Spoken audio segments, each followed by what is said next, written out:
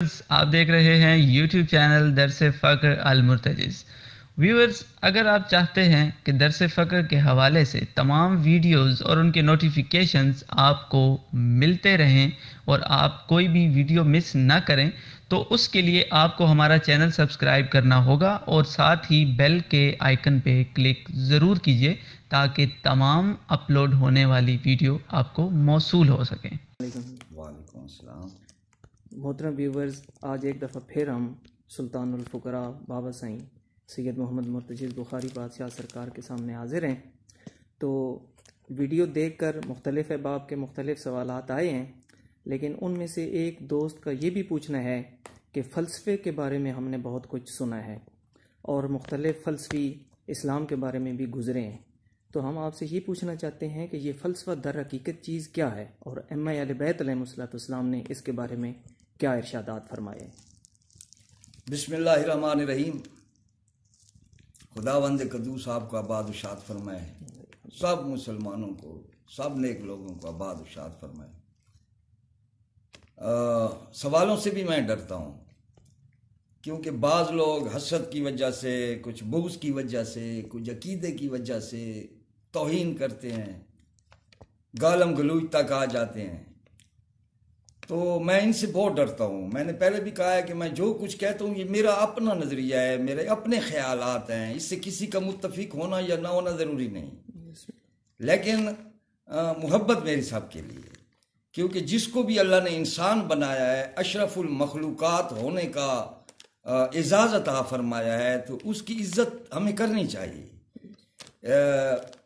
یہی میرا مقصد ہے، بلکہ میں نے اپنی ایک کتاب میں لکھا تھا جو کلام مرتجز میں بھی ہے، میرے ہاتھ میں ہے، تو میں نے لکھا تھا کہ میں چاہتا ہوں کہ روح ہستی میں فکر و حیرت کا نور بھر دوں، میں چاہتا ہوں جگر جہالت کا تیغ عرفاں سے چھلنی کر دوں، میں چاہتا ہوں جبین امت سے نفرتوں کی شکن ادھیڑوں، میں چاہتا ہوں جبین امت سے نفرتوں کی شکن ادھیڑوں، میں چاہتا ہوں حسین جذبوں سے ساز الفت کے تار چھیڑوں، میں چاہتا ہوں ردائے ملت پہ وحدتوں کے گلاب ڈھانکوں، میں چاہتا ہوں ردائے ملت پہ وحدتوں کے گلاب ڈھانکوں، میں پاک دھرتی کی محفلوں میں عقیدتوں کی شراب بانٹوں، میں چاہتا ہوں عداوتوں کو شرافتوں کی ترنگ میں ڈالوں،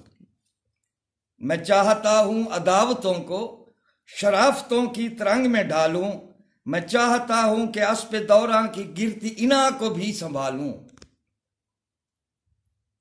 میں جانتا ہوں محبتوں کو، میں مانتا ہوں حقیقتوں کو، میں جانتا ہوں محبتوں کو، میں مانتا ہوں حقیقتوں کو، میری وفا میں انا کی رس ہے، میں ڈھونڈتا ہوں طریقتوں کو، میں جانتا ہوں طریقتوں میں عروج آدم کی لے چھپی ہے، میں جانتا ہوں محبتوں کو، میں مانتا ہوں حقیقتوں کو، میری وفا میں انا کی رس ہے، میں ڈھونڈتا ہوں طریقتوں کو، میں جانتا ہوں طریقتوں میں عروج آدم کی لے چھپی ہے، میں جانتا ہوں طریقتوں میں ولائے احمد کی میں چھپی ہے۔ یہ میرا سوچ ہے، یہ میرا فکر ہے۔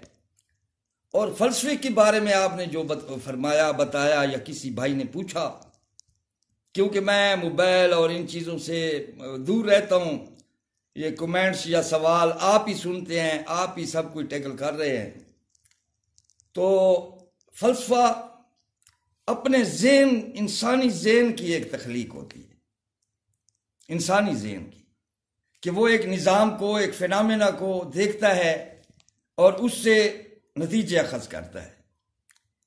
لیکن فقر میں آپ کو بتاؤں، کیونکہ میں بتاتا فقر کی روح سے ہوں، اپنے فقر کی روح سے، کہ فقر میں فلسفہ پرائمری جماعت کی ڈگری کا نام ہے۔ فقر میں فلسفہ منطق پرائمری جماعت کی ڈگری ہے، جسے یہ لوگ کمال سمجھ رہے ہیں، جسے یہ آج کل کے پڑھے لکھے بہت بڑے ناز غرور سے فلسفہ کہتے ہیں۔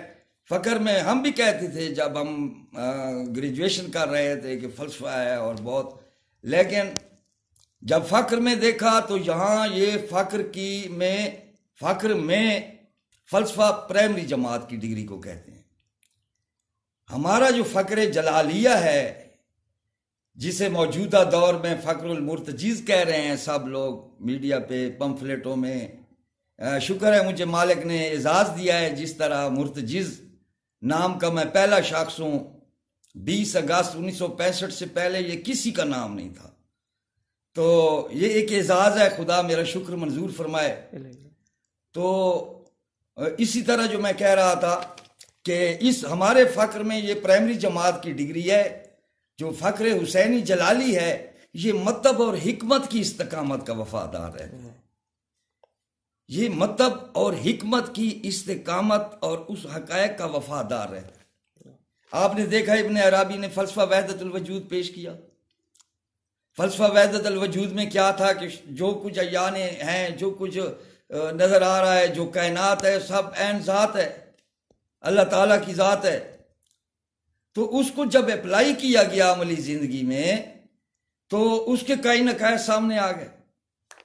کتے کو بھی پھر چومو، نجاست کو بھی چومو، تو فلاپ ہو گیا یہ فلسفہ. حالانکہ پہلے ہر درس میں تمام وحدت الوجود آج تک کچھ لوگ ہیں جو مطلب ہے جن کے وہ تصوف والے ہیں، جو کمال تک نہیں پہنچے، معیار والے ہیں، وہ آج بھی وحدت الوجود کر رہے ہیں. لیکن اگر وحدت الوجود کو آپ اپلائی کریں تو پھر طہارت اور نجاست ایک ہی زمرے میں آ جاتے ہیں. جس طرح وہ ہمارے ہندو بھائیوں کے ساتھ ہوا، جس طرح انہوں نے آتما کا لفظ استعمال فرمایا گیتا میں. آتما روح کو کہتے ہیں، خدا کو نہیں کہتے.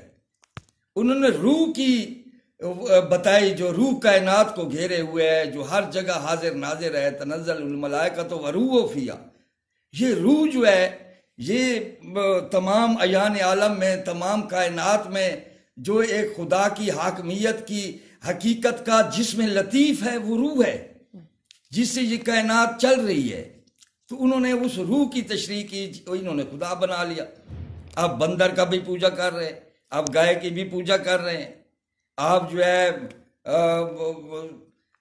نجاستوں کو جو ہے نا طہارتوں کے ساتھ شامل کر دیا. تو یہ فلسفہ وحدت الوجود کے نقائص تھے جنہیں مسترد کیا گیا.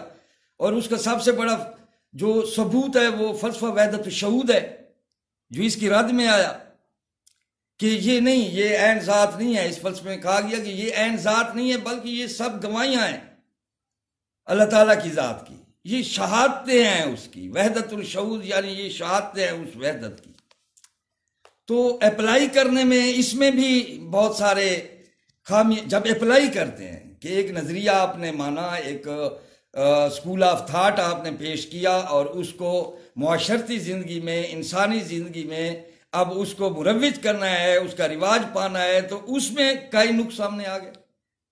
اسی طرح ان کو چھوڑیں، آج کل کا فلسفہ دیکھیں، موجودہ دور کا فلسفہ دیکھیں، اشتراکیت کا فلسفہ کہ لینن جب گیا غیر ملک جلاوطن ہو کر، وہاں انہوں نے کارل مارکس کی کتاب پڑھی الجمہوریہ، تو اس میں یہ فلسفہ بیان کیا گیا تھا کہ سب ایک ہی ہے.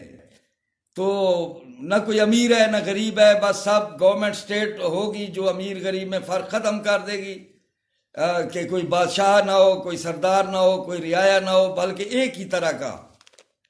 تو جب اسے اپلائی کیا گیا تو آپ نے دیکھا کہ غریب ہمیشہ کے لیے غریب تر ہوتے گئے، کیونکہ جو انجینئر تھا وہ تو ہل نہیں چلا سکتا تھا، وہ تو پتھر نہیں توڑ سکتا تھا.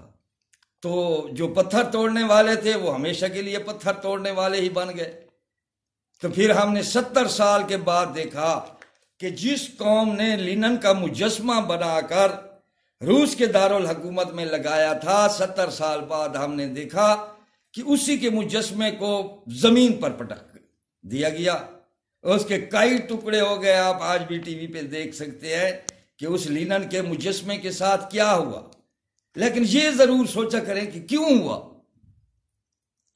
کیا ہوا تو آپ دیکھ سکتے ہیں، لیکن کیوں ہوا جب آپ سوچیں گے تو آپ کو پتہ چلے گا کہ فلسفہ انسانی ذہن کی اختراع ہوتی ہے. اور ہمارا جو اسکول آف تھاٹ ہے یہ فلسفہ منطق نہیں بلکہ مطلب اور حکمت کی استقامت کا وفادار رہتا ہے. بسم اللہ. اس کا سب سے بڑا، میں آسان لفظوں میں آپ کو سمجھاؤں، ایک فلسفہ ایک قانون بن جاتا ہے کہ جی سب کے لیے یہ قانون ہے، یہ فلسفہ ہے. لیکن جب اس کو اپلائی کرتے ہیں تو ہم دیکھتے ہیں کہ ایک انسان ہے، وہ 5 کلو کا پتھر نہیں اٹھا سکتا. اب 5 کلو کا اس کی حالت ہی ایسی ہے کہ وہ 5 کلو کا پتھر نہیں اٹھا سکتا، تو وہ کیسے اٹھائے گا 5 کلو کا پتھر؟ تو یہ جب اس کو مطلب معاشرے میں، اس کو رواج میں، اس کو قانون بنانے میں ہم لاتے ہیں تو اس میں کئی نقائص آ جاتے ہیں.